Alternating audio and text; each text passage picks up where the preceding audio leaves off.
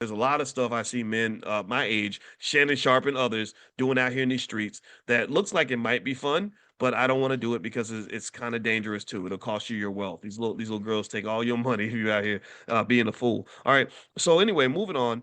Financial responsibility. That's really important. If you are a financially responsible person, you probably want to get to with someone who also wants to conserve and protect resources. That's critically important for the maintenance of a good, healthy relationship.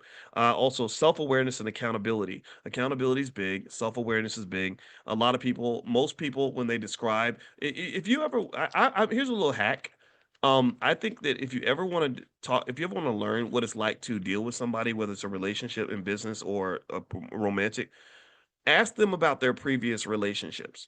Just ask them what happened, and if they show no ability to acknowledge any role that they played in the whole process, that could be a red flag. And so accountability is a big one because the internet's full of people that only sort of reconfirm and revalidate what you already believe.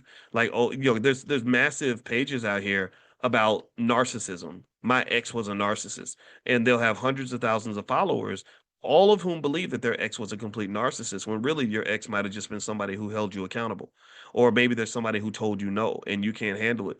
And what happens is that some of these people, they'll sit there and they'll be single for their whole entire life because they've never had the ability to get along with another human being. If you ask them, Dr. Bryant does this, and you say, well, what's happened here? Why don't you have a relationship? And they'll say it's because men are emotionally immature.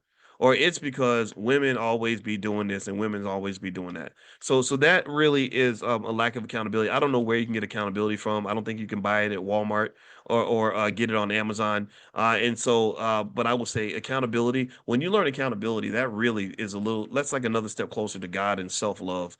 Accountability, the ability to be accountable, really also requires various elements of growth. Like, for example, not taking everything personally, not realizing that every situation is not a catastrophe, realizing that just because somebody criticizes you, that does not mean they're criticizing the core of who you are. They're just saying that what you did was inappropriate, and maybe you can find a way to acknowledge that without necessarily even agreeing with it, but hearing that and acknowledging that without getting overly defensive. If you get overly defensive every time you get a criticism and you're not prepared to take accountability for anything, then that's a recipe for disaster.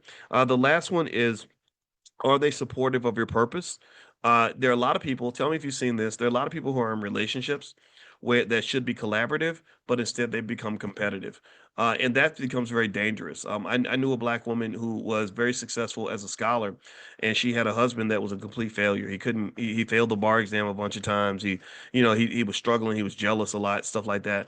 And I literally, believe it or not, I know three examples like this, three situations like this, of people I personally knew who went through this.